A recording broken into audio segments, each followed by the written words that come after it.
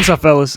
All I gotta say is, we did it. We did it. Fuck yeah. We beat the baby Bruins. Alright. Man, I never wanted something more in my life than winning this game. So proud to be a Rebel tonight. No, seriously. I mean, I know there's going to be people from different fan bases that will look at this win and probably not understand why it's a big deal. But this is what I feel like the program has been building towards for the past 3 years, or even longer than that, just to show that we've actually arrived as a school that can win games against bigger opponents. God, it feels so good. That game went late as hell. I just got home. It's like 11, I think. My voice is wrecked. It was amazing. That's just it. It was amazing. Thank you, Dan Mullen. Thank you, Barry Odom. Thank you, Brendan Marion. Thank you, Eric Harper. I even got to thank Paul Gunther, at least for the first half. Well, hold on. Let's get into that. This game was really a tale of two halves.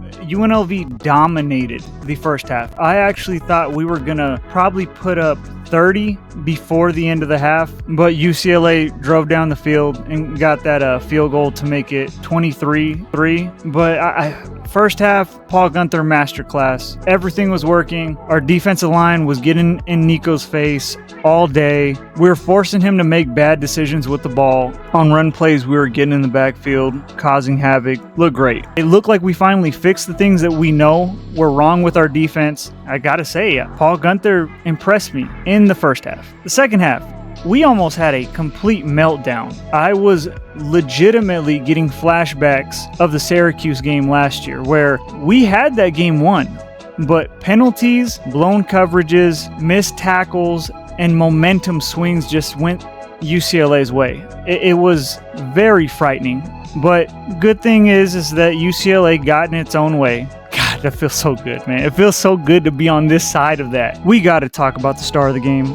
Anthony Calandria, AC10. Oh my God, that's my quarterback. 15 out of 21, 84.4 QBR, 203 in the air, 59 on the ground, 3 tuds. Shout out to him, legitimately. There was a moment in the game where he almost became the biggest villain for the UNLV Rebels. Thank God his knee was down, but he had no business trying to make a play when it clearly was going to be to the detriment of the Rebels. Thank God it worked out. And we can sit here now and say that was a dumb play that didn't exist. But the rest of the game was perfect. If he can do that every week, I have no doubt that we can win the Mountain West. Yeah, I said it. We can win the Mountain West if we continue to get better. But for right now, we just pulled off what would be considered a big upset. I know you guys are like, oh, UCLA sucks, UCLA sucks. I agree. I don't like them.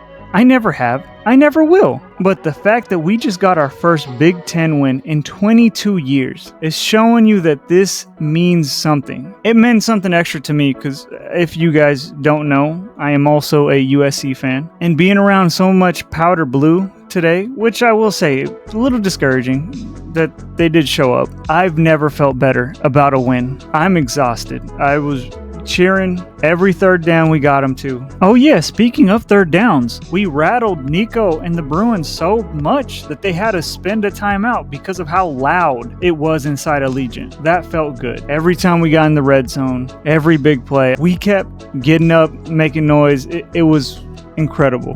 Fuck, man, we did it. Yeah, boy. I really think this is a special year. I'm not going to say playoffs because right now you got to give it to USF. They have 2 ranked wins. They're doing great. I'm rooting for them too as a neutral. If it comes down to it though, I will be on here talking about that UNLV should always go over the South Florida Bulls. But we'll get to there when we get there. We are moving in the right direction. And Eric Harper's vision of us becoming a football school is getting closer and closer each game like this. Speaking of individual stats though, here, let's talk about the defense first, all right? Jake Pope balled out today.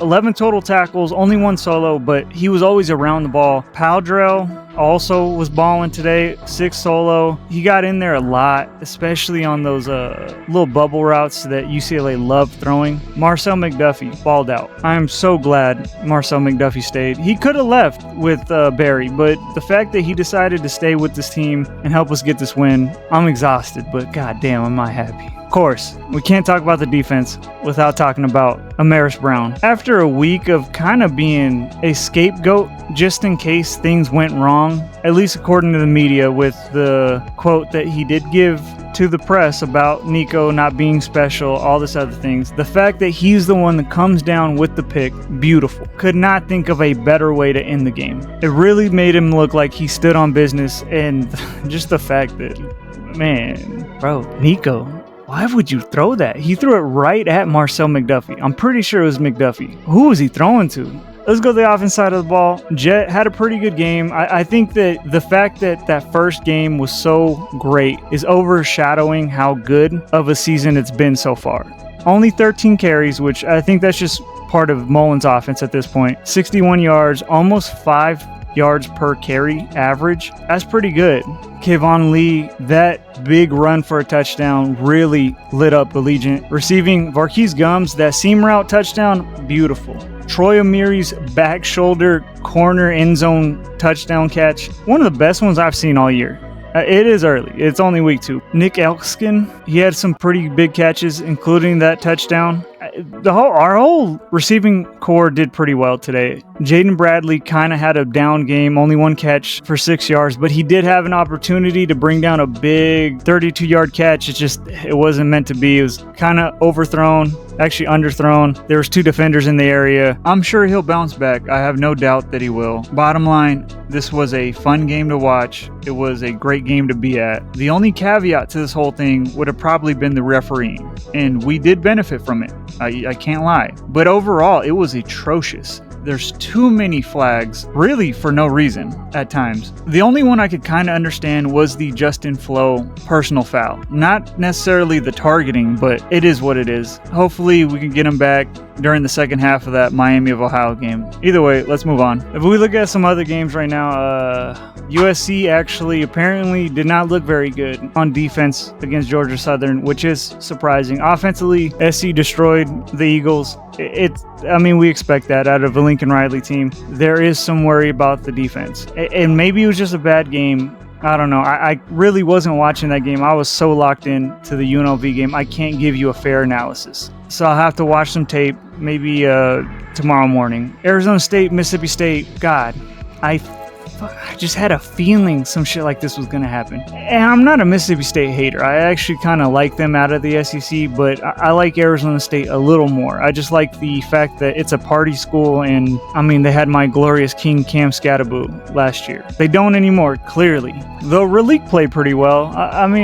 Either way, shout out to the Bulldogs. Damn. Of course, we got to talk about Michigan, Oklahoma. I think exactly what I said would happen happened. Michigan I think they're too young right now. I don't think Bryce Underwood's bad. I actually think he's pretty good. The more I watch him, the more I'm like, okay, I see the talent. He just doesn't know what it takes to win at this level yet. He's a high schooler, pretty much. I don't know his age, but I thought he was supposed to be in high school this year. Shout out to John Mateer in Oklahoma. Brenton Venables at least gets to survive one more day, and hopefully they can build on this. And then Baylor, SMU, I called this one. You could go back, watch that video. I just feel like there's something up with SMU this year. They don't feel the same. Last year was almost too special. It was like that TCU, was it 24 or 23 year with Max Duggan. Shout out to Sawyer Roberts. He played really well, over 400 yards and 4 tuds. That's what's up. Well, that's all I got for y'all today. I'm really just, I'm so happy. I'm exhausted.